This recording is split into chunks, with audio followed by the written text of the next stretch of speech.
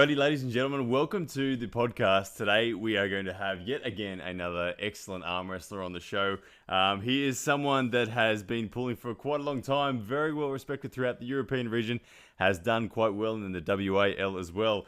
He is, of course, Frode Haugland out of Norway. So let's get Frode on the line. Alright, here we go.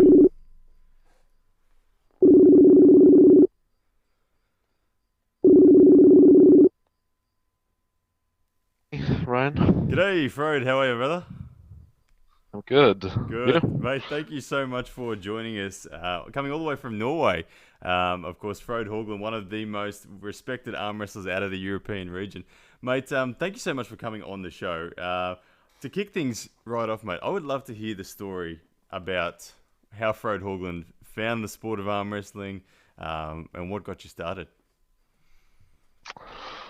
Well, it's about 15 years ago. My trainer Arne Tuen had a stand at some youth invention, and yeah, I met him. We pulled, and he wanted me to start, and then things just go from there. Yeah, were you someone who was naturally a good arm wrestler before you even found the sport? Did you do it growing up or anything like that? Yeah, we did it in school, and I was always the best. Nice. That's good. It seems like arm wrestlers. A lot of arm wrestlers come from that background where they grew up as the champion in school and or beating their siblings and their dad and all that sort of stuff. So that's awesome. And how long did it take you to actually kind of get hooked into the sport? Well, I was hooked from the first training. Yeah, gold. So what year was that? You said it was about 15 years, was it? Yeah, 15 or 14 years ago, I think. 15 years, awesome. Now you're somebody who is, I have to say, very much characterized by like your name is Frode Relentless Haugland, as we've seen in the Arm Wars series. You're someone who refuses to lie down in any sort of arm wrestling match that you're in, despite maybe even having lost some hand control. Is your style of pulling? Have you with your wrist either flat or even with your wrist back? Has that been something that has been characterized with you the whole time, or is that something that you just do if you have to? I just do it if I have to, but it started in the first Arm Wars series I was in with Andy Weiss Grip, whatever his last name is. We That was my first Arm Wars match, and that's the first time I ever pulled like that. Yeah. So It's funny. It often takes a big match where there's something important on the line where you discover that you could actually pull like that, isn't it? It's it's not often a choice, but you do it exceptionally well, Frode. Would you? thank you. Is there something that you? Is there anything in your training that you actually do to prepare yourself for matches like that? No, I try to avoid it in training, but I did do a lot of static bicep holds, and I feel like if you get your elbow close to your body and behind your shoulder, Yeah. you can hold like that quite easily. Yeah. So Absolutely. Because I would say Todd Ziller is the first person that comes to mind when I think of pulling with your wrist back, and he certainly keeps his elbow tucked and his shoulder tight, and he kind of people call it even a Todd roll where you're kind of rotating through your thumb. And I would say you were probably, in my mind, the second person that comes to mind when I think of that style of arm wrestling. And when I think of maybe your rivalry with, say, Sweden's Niklas Nannestad, yeah. obviously with someone that tall, you've had to go there many, many, many times. How do you get through Niklas Nannestad? I'm curious. What do you have a particular set of plans that you use for him? No. He's so tall, and it's so hard to he goes like it's this ambush attack. Yeah. Uh, so difficult to hold. Yeah, because To your height is at 5'11", is that correct? close, I guess. Yeah, and Nicholas is somewhere around 6'6", isn't he? Yeah. Yeah. So yeah, I mean, you've had quite a long rivalry with him. I think both left and right hand. We've seen many arm wars matches. We've seen WAL matches. You have the edge on him on right, and he seems to have the edge on you on left. Is that kind of still how it sits? Yeah. We're as it is now. I was injured in left hand, and he was right hand, so it's kind of Okay. grew apart there. Yep. So if you're both healthy, would it still be that way, or is it still as evenly matched as ever? I'll probably I don't know. It's kind of hard because he's training it more than me, so he gets stronger, you know. And Okay. Tell same way with yeah. Frode, tell me a bit about your training. Is there a particular ratio of training that you use, whether it's hand or arm or rotation or cup? What is the style of arm wrestling training that has brought you to this point, and has it changed throughout the years? it started out with 3 days a week, quite heavily, uh, heavy training every time, and we used to do arm wrestling two times a week, Yeah. and then went back to one. So it's more. I do a lot of static and one arm row Yep. stuff like that. Yeah. And your strength. You're a carpenter. Is that correct? Yeah, Yeah. So naturally, I know Justin Bishop, another arm wrestler that is a carpenter, who is characterized by an incredibly strong shoulder strength as well. So I think that position again, that flat hand position, I think the shoulder strength that you've developed from just your daily activities of being a carpenter must come in handy quite a bit. When you're in that position with that flat hand, let's say you lose a match. What yeah. is what is normally the reason you lose? Is it your hand being turned palm up, or is it your shoulder gassing out? What tends to go first for you? If I get beat with a flopped wrist, Yeah, or so if you're forced to be in that position where your wrist is back, yeah, yeah. where does the lactic acid build up most? Is it normally that your shoulder would wear out, or would it be your hand is turned to face palm up? Would be a bad position. Yeah. Okay. So it's, Sorry, my bad. I think you're doing incredibly well. We obviously forgive me for the language difference if there is any struggle as well if the line's not too good. But do you have a favorite Arm Wars match that you've been in? You've been in so many Arm Wars matches. It's been kind of something that's characterized your career. Has there been a favorite Arm Wars match to date? maybe the one with Steve Rowe, or maybe it's so many. Niklas is always. I hate it and love it, you know. Yeah. I love the wars, but I hate to lose. So, You hate the and recovery afterwards, the pain, or yeah, yeah. yeah. How long does it take you to recover these days? I know when you're first in the sport, conditioning is quite a significant thing to get through. But having been in the sport for as long as you have, 15 years, are you more conditioned now? Can you stand up to those brutal matches with Nicholas better now than you could in the years gone by? No, it was easier before. Yeah, there you Yeah, go. So it's it's getting so much harder. injury. Yeah, I the know. injuries are getting me, you know. Yeah. Okay. It often feels like that for arm wrestlers that we're constantly in a state of trying to recondition our elbow connections and that. So, well, that's probably not going to give everyone confidence that it's going to get easier. But awesome. Um, Now, your WAL, you've obviously been in that in the last few years as well, and done pretty well. You had a match with Australia's Danny Tesh on the right arm, and Yeah, I thought you got very unlucky, to be honest. The referees called a pin to Danny when the match was very much in the balance in terms of rotation, and it kind of looked like you just reset, ready to go again on an offense, and the match was called. I'd love to know, what was your impression of Danny Tesh, and that match in particular? he felt strong. It felt like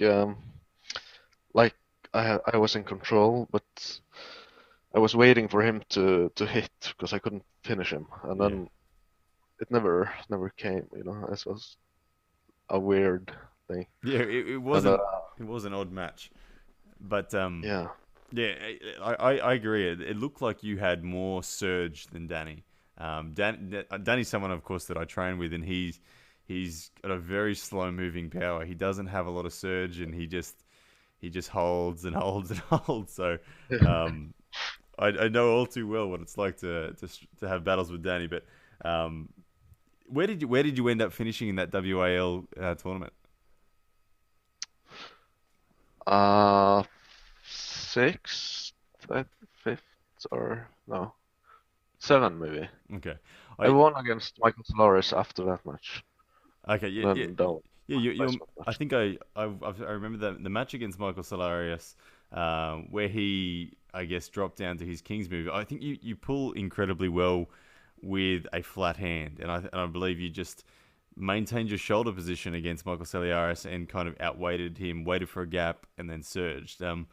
Is is your flat hand arm wrestling something that you really are confident in? Is that a kind of a fail safe for yourself? But yeah, in training now, we have one guy that drops down like that Yeah, every time. So he pulls like Michael Todd or yeah, a bit like Michael Todd and maybe what's his name? Crazy George. Yeah, yeah, that's it. Have you ever pulled someone like Crazy George? I pulled with Pascal Gerard, Yes, yes. uh, and I pulled with uh, Joseph Lowe. He has this arm that won't bend out as well. Yeah. So And how did you go? Did you get around those guys? I haven't seen those matches off the top of my head. So uh, Pascal didn't. The match with Pascal didn't. I won 3-0 and then he gave up. okay, yeah, Uh, and then the match with Josef is out there somewhere. for sure. It's I'll have to 5-1. dig it up and show everyone in the podcast as well if we can find the footage. But what was I gonna go to next? So with the WAL, naturally the WAL, obviously we had a bit of a disappointment in 2017 with it not being on ESPN and it kind of folding. But there's word on the street that it will return again in 2018. The momentum seems to be building, even though we haven't heard it officially. It seems like it's going to be happening. Will we see Frode Haugland pulling in the WAL again if it resurfaces in 2018? Yes, Awesome, awesome. That sounded like you know something. Are you already under contract with the WAL? I signed it last. You saw last week? Uh, Last week? no, 2 days ago, one day, 2 days 2 days ago. ago. Awesome stuff. Well, congratulate. I have to congratulations on signing on that. And there you have it. So the momentum continues to build there with Frode Haugland, confirming that. So obviously, I'm not going to ask you to try to steal Steve Kaplan's thunder by telling us what's going on, but nevertheless, that's an exciting thing to see you back in there.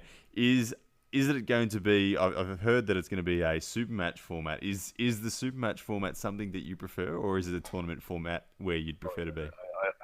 I love the super match format. It's Yeah. much more fun. And would you say super matches are your favorite because of endurance, or would you say that you love the technical aspects of being able to maneuver and try a lot of different techniques? I love the technical side of it and the chance to pull the same guy more than once. Yeah. Uh, to actually know who's the best, Yes. not Yeah. just who gets the start and yeah. Yeah, that's it. The opportunity in a super match is so much better. So, well, that obviously means that WAL is coming. And so, I'd love to know, Frode, both. I'm going to ask you about your goals in the sport on both kind of an immediate sense, which I'm going to assume is just going to be to dominate WAL, but also on the long term sense, where does Frode Haugland go from here? So, Frode, what first of all, 2018 goals. What sort of weight category are we going to see you in, and where are you looking to sort of finish in, and what are you looking to achieve for 2018? I'm thinking about going to 85 kilos. Yeah. My first is the nationals. It's in the beginning of April, and then probably wall, and then we might have two wall events and the worlds Nice. in.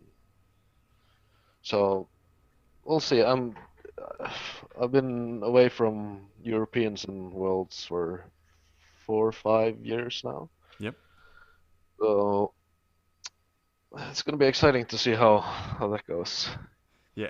I had a yeah, I had a third place in the Europeans last time I played, Ah, so nice. And where did you finish at Worlds when you went last as well? fourth. Fourth. Yeah. So so close to the podium. It Yeah. must have been a bitter. Who pipped you? Who did you lose to take the fourth place? Stefan Lengrov.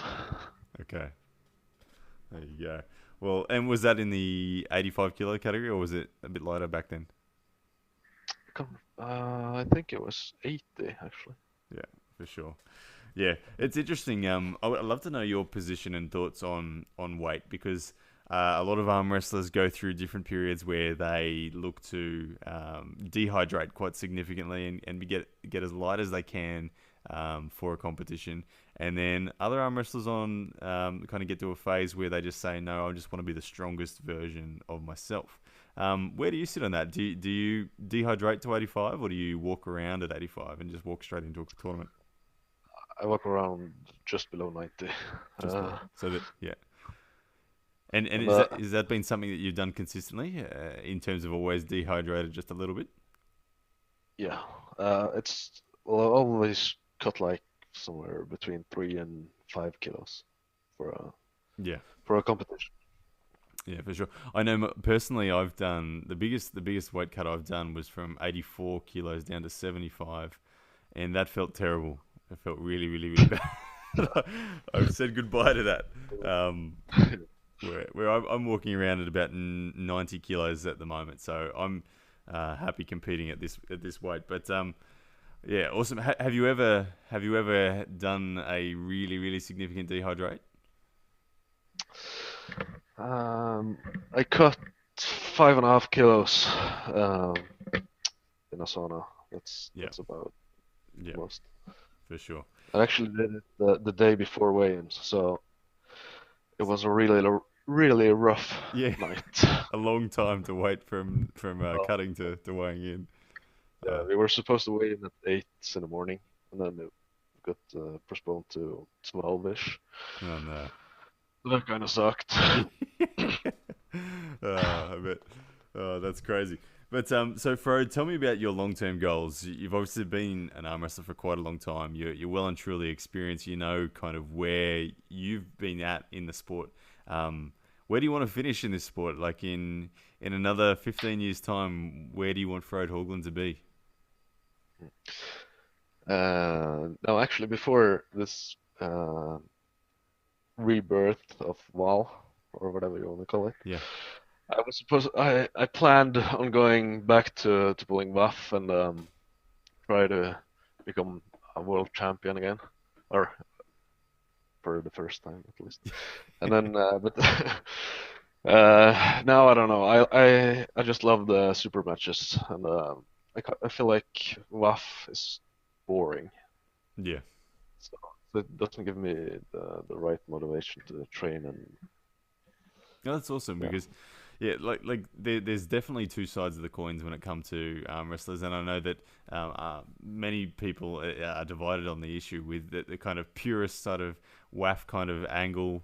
I think that the depth in that competition is probably better than any other competition we see each year, but the WAL easily wins when it comes to the entertainment factor and the profiling of the sport. So I personally love the WAL. I've competed at WAF as well, and certainly enjoyed that. I learned a lot there, but I'm someone who I'm dreaming of this sport being a mainstream thing someday, where everyone knows it as a legitimate thing. So I think the WAL is amazing in it's giving us that opportunity to do it. So and it looks good. It's nothing's more awesome than seeing yourself on ESPN. True, true. Yeah. Do you have children at all, Fred? No, I don't. No kids. I was gonna say, how do the kids enjoy watching on the ESPN and that and the times you've been on there? But all good. So Fred, the long-term goal from you, 15 years from time, are you someone that wants to be remembered as one of the all-time greats in the sport? Yeah. Uh, I have I haven't set those goals, but I want to do. I'm putting the pressure on you now. Yeah, yeah. No, I want to do the best I can, you know. I want to be remembered as somebody that was fun to watch and uh, yeah, did good. Yeah. Well, mate, I know that you're well and truly ticking those boxes already. I think, like I was saying, the matches that you've produced so far where you just refuse to lie down are certainly matches that are entertaining and fun to watch. So you've ticked that box, and I have no doubt that you're going to be remembered already. I mean, it's yourself and Lars Rabakken, probably the two biggest profile pullers out of Norway. Do you get the chance to spend much time with Lars throughout the year? I train with him a few times a year. He lives just 1.5 hours away, Okay. so whenever he's going down to you guys, he calls me to come and train with him. Yeah. Well, we maybe you'll have to come down with him next time because yeah, Lars is he's almost a mainstay at our Arnold's Classic every year. So we'd love to get you down there. I think he's due again, and we've got our Arnold's Classic in literally a week's time from today. So we'll see Lars in action. But mate, thank you so much for taking the time to chat with us today on the podcast. I really do appreciate coming all the way from Norway, and it's what 1 a.m. in the morning there. You were just telling me, is that correct? Yeah. Wow. All right. So, Frode, thank you so much. I'll let you get some rest, mate.